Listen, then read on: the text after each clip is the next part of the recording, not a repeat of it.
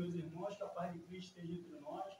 Nós estamos no capítulo 26, Dai de graça, o de graça recebeste. Nós vamos falar do subtítulo hoje, que é mediunidade gratuita, e vamos fazer um comentário sobre os itens 7 e 8. Esse subtítulo ele vai de 7 a 10, mas nós vamos comentar 7 e 8. Vamos dividir, porque senão é muita coisa e não vai dar para a gente falar em 30 minutos.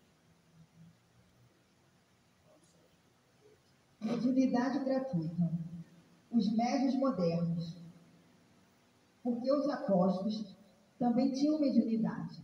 Igualmente, receberam de Deus um dom gratuito, o de serem os intérpretes dos Espíritos para a instrução dos homens, para mostrar-lhes o caminho do bem e conduzi-los à fé, e não para vender-lhes palavras que não lhes pertencem, porque não são o produto de sua concepção, nem de suas pesquisas, nem de seu trabalho pessoal.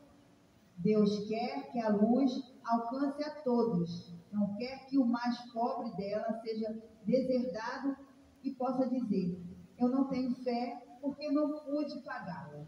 Não tive a consolação de receber os encorajamentos e os testemunhos de afeição daqueles por quem choro porque sou pobre. Eis porque a mediunidade não é um privilégio e se encontra por toda parte. Fazê-la pagar seria, pois, desviá-la da sua finalidade providencial. Bom, meus irmãos, nesse item que ela acabou de ler, a gente percebe que a preocupação de Cristo, obviamente, em conexão com Deus, era que a mediunidade ela chegasse a todas as pessoas e não fosse excluído dela aqueles que não pudessem pagar por esta mediunidade. Houve uma época em que toda a mediunidade, a prática em geral, era paga. Hoje ainda se encontra pessoas que pagam pelo trabalho mediúnico, que é errado. Mas teve uma época que era muito isso daí. A coisa era tão desenfreada que Moisés chegou a proibir. Por causa desse, ele não proibiu a mediunidade nem o intercâmbio com o plano espiritual. Ele proibiu essas práticas. Está dando para compreender? Hoje ainda existe. Vou fazer uma pequena leitura rapidamente aqui para a gente se ater à questão na íntegra. É fundamental que um médium trabalhador da seara espírita busque o conhecimento e a elevação moral. Durante a comunicação, os médiuns acessam seus arquivos mentais e os espíritos que se aproximam são de acordo com seus pensamentos e vibrações. Ou seja, o médium que quer trabalhar na seara espírita, ele primeiramente ele tem que buscar o conhecimento e segundo, ele tem que buscar a sua elevação moral. Porque se ele não tiver conhecimento, ele vai buscar o quê? Ele vai acessar o quê dos seus arquivos mentais? Ele vai buscar coisas que não estão de acordo com a doutrina. E se ele não tiver elevação moral? Elevação moral, meus irmãos, que eu estou falando, não são santos, nem perfeitos. Primeiro porque não existe médiuns perfeitos. Tá? A elevação que ele busca é você ir se desvencilhando daquelas, eu já falei aqui várias vezes, daquelas correntes que vão prendendo a gente aqui. O médium, quando ele encarna com estas faculdades, e a tem todo tipo de faculdade, umas mais extensivas, outras menos, enfim. Ele é, vamos dizer assim, uma pessoa, um ser, que numa encarnação pretérita, são encarnações pretéritas fracassadas, desastrosas. Está dando para compreender? E aí ele chega no momento da encarnação, aqui, ele vem com a faculdade que é natural para trabalhar. E para ele trabalhar, quando ele está no plano espiritual, é tudo mais, vamos dizer assim, mais simples. Quando ele vem para a carne, quando ele encarna, aí, além dele trazer os desastres lá de trás, ele ainda chega aqui e está na carne. Aí tem orgulho, egoísmo, vaidade, preconceitos, apegos, tem uma série de coisas. Então a gente já começa a ver que não é tão simples você chegar aqui e dizer que é médico. Em geral, as pessoas buscam muito o quê? Os grandes efeitos, aquilo que é miraculoso. E as pessoas acabam se enganando e personificam os trabalhos e elas deixam de ver o fundamental, que é o ensinamento, que é a obra por trás daquilo ali. O médium está para o trabalho, assim como o trabalho está para o médium. Se não houver obras, não existe mediunidade. E essa obra requer o quê?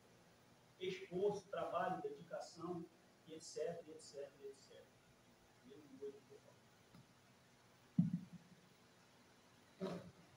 Todo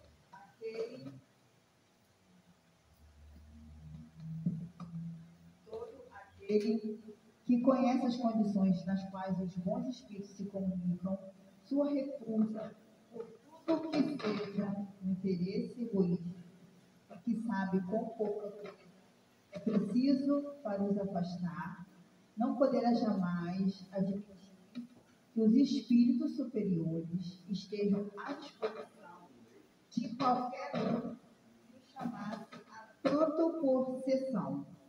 O simples bom senso repete tal pensamento.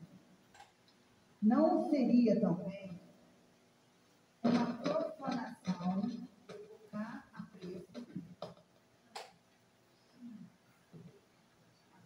da prata os seres que respeitamos ou que nos são caros? É uma pergunta, tá? Quando está ajudando, mas a gente está... Olha só, vamos lá. Não seria também uma profanação evocar a preço de prata, né, dinheiro, os seres que respeitamos ou que nos são caros? Sem dúvida. Pode-se, assim, ter manifestações, mas quem poderia garantir-lhes a sinceridade? Os espíritos levianos, mentirosos, espertos, e toda a multidão de espíritos inferiores, muito pouco escrupulosos, vêm sempre e estão sempre prontos para responder ao que lhes pergunta, sem se importarem com a verdade.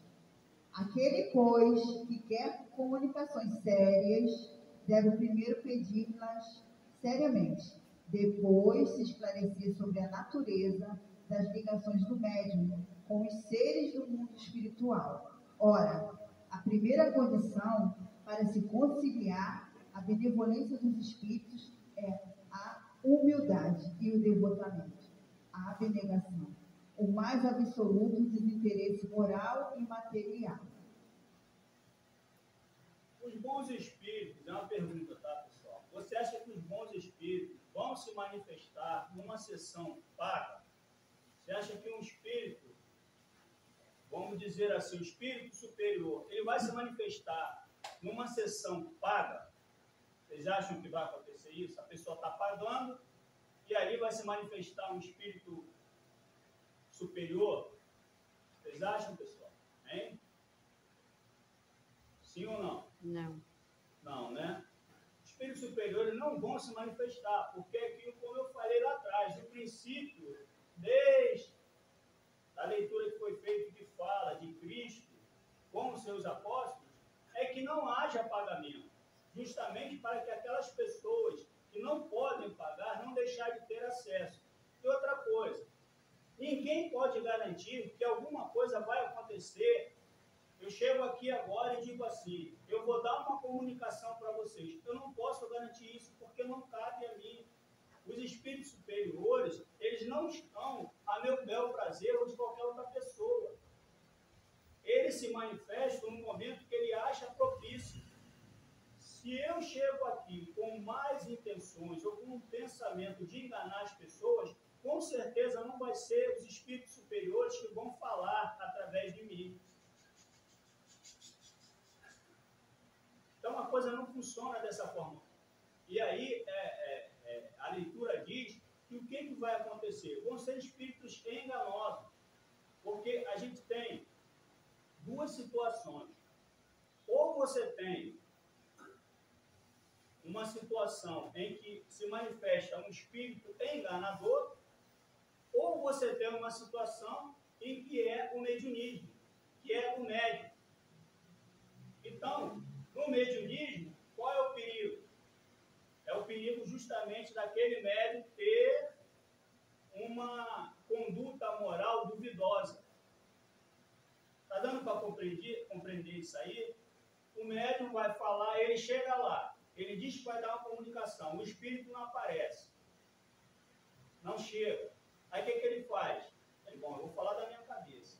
Aí ele fala, só que ele tem a moral duvidosa. O que ele vai falar da cabeça dele? Vai ser boas coisas? Não. Aparece um espírito, é um espírito enganador. Ele vai falar o que para o médium? Mentira. Então, outra coisa, a preocupação com relação a quem vai, aquilo que pergunta.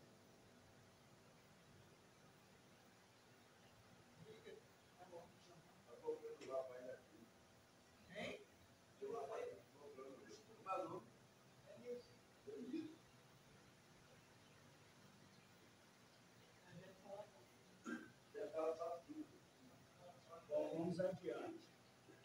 Entrando faz parte. Microfone, mensageiro de última hora, e por aí vai. Bom, voltando ao que eu estava dizendo. E a gente também tem que ter preocupações com, boa noite, com as nossas perguntas, com os nossos pensamentos. Se você já chega na casa com um pensamento de que, assim, eu quero saber aonde anda, vamos dizer assim, aonde anda Juninho. Onde está Juninho? Isso é um fato real. Eu falei Juninho, agora eu me lembrei. Tinha uma senhora que ela ia para a casa espírita, aí chegava lá, ela trazia o kit Juninho. Ela trazia a água do Juninho, ela botava o nome do Juninho no caderno e passava o tempo todinho da palestra, de tudo, falando, Juninho, mais Juninho. Ela nem prestava atenção no que está sendo dito. Meus irmãos, ninguém, vamos dizer assim, está a escape de acontecer isso. Você pode se preocupar muito com uma pessoa, com um ente querido seu. Você pode se preocupar. Mas vamos pensar o seguinte. Juninho tinha 50 anos. Não batia um prego na barra de sabão. A mediunidade vai ser usada para isso. Os espíritos vão ser usados para isso. Se você está pedindo para uma pessoa que não faz esforço algum, pessoal? Será que dá certo isso? Você está pedindo para uma pessoa que não faz esforço algum. Dá certo isso? Não impede que você deixar de fazer oração por ninguém. Aliás, a gente deve fazer oração por todos, até aqueles que não são muito afins. Mas eu estou dizendo você ocupar a espiritualidade com questões assim. Isso vai, qual a relevância disso? Certo? Então, não estou dizendo que o Juninho não mereça ser atendido nem assistido. Mas Cristo diz que você deve bater a porta para que a porta se abra. Não diz para ninguém ir no lugar de Juninho e bater na porta. Certo?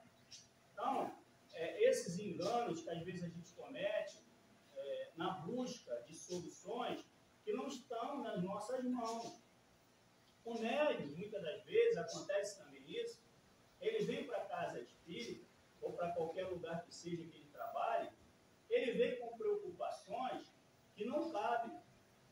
A gente tem que saber separar os momentos em que você está aqui, porque senão tinha uma música que dizia dos nossos irmãos evangélicos que existia o crente girafa, que o corpo dele estava dentro do templo e a cabeça estava fora. Você muito mais ajuda se na hora que você está aqui você fizer o que lhe cabe. Olha, são encarnações pretéritas desastrosas que o médium traz. Ele fez, falando no português claro, que eu não posso dizer no português claro, nós vamos dizer no português mais audível, ele fez uma série de coisas erradas lá atrás. Aí ele vem para cá com essa faculdade. Aí o que é que ele faz nessa faculdade? Ele usa ela do jeito que ele acha melhor. Ele não se enquadra em trabalho nenhum, porque o trabalho tem que se adequar a ele. Não, o trabalho tem que se adequar a mim. Eu vou fazer o trabalho de acordo com as minhas situações. Não acontece dessa forma. Por mais duro que possa ser, você vai ter que fazer escolhas quando você é médico. E quando você busca alguma coisa na casa, seja na casa espírita ou qualquer outro lugar, você vai ter que saber que tem coisas que não estão nas suas mãos.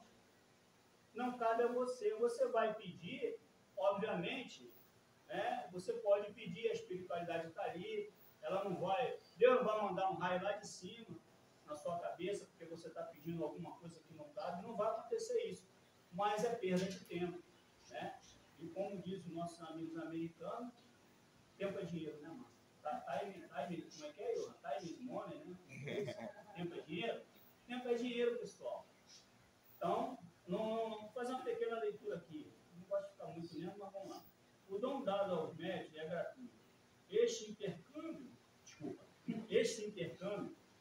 do plano físico e do extrafísico se faz de forma natural.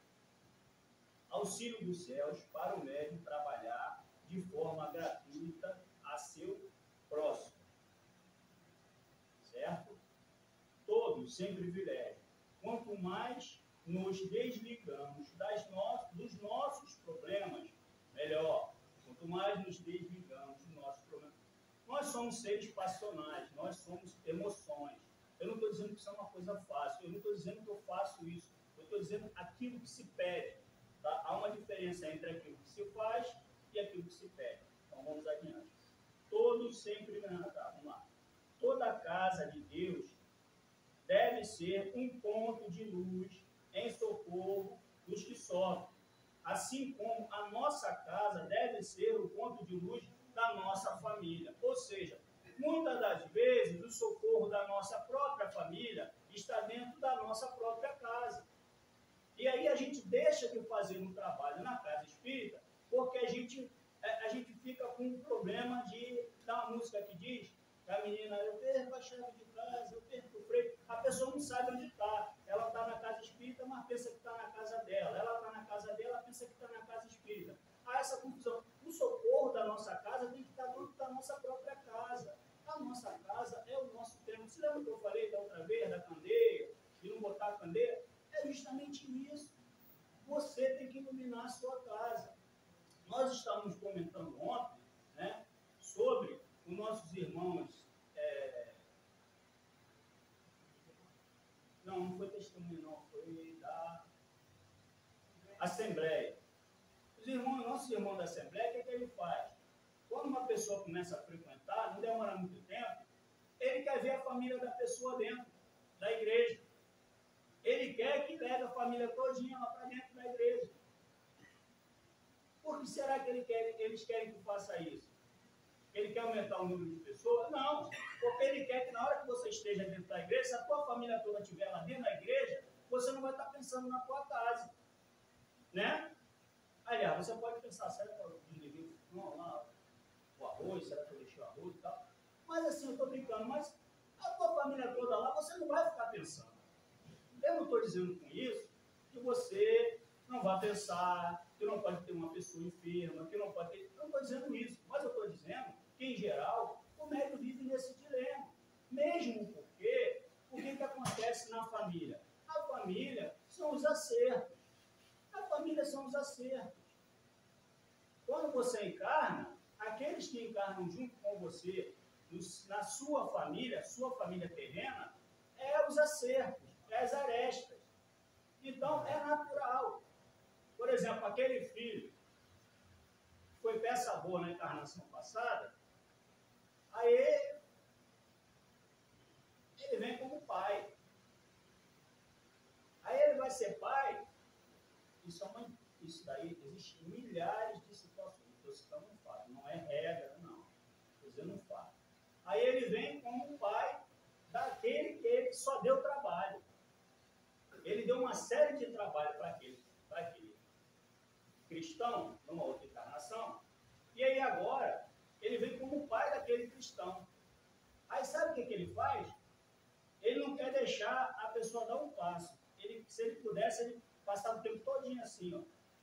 Não quer, porque ele não quer que aconteça nada. Mas isso daí, como dizia um palestrante que me fugiu o nome, que eu nunca lembro, não foi de volta não. Ele disse que isso daí é o quê? É um excesso de cuidado por causa das coisas erradas que ele fez lá atrás. Não, não.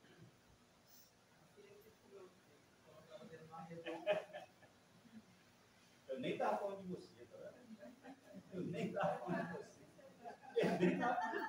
Mas é verdade, meus irmãos, e não adianta a gente ficar se escondendo não, porque assim, eu nasci num ambiente totalmente espiritual, com muitas situações. Eu demorei muito tempo para começar a pensar em alguma coisa espiritual.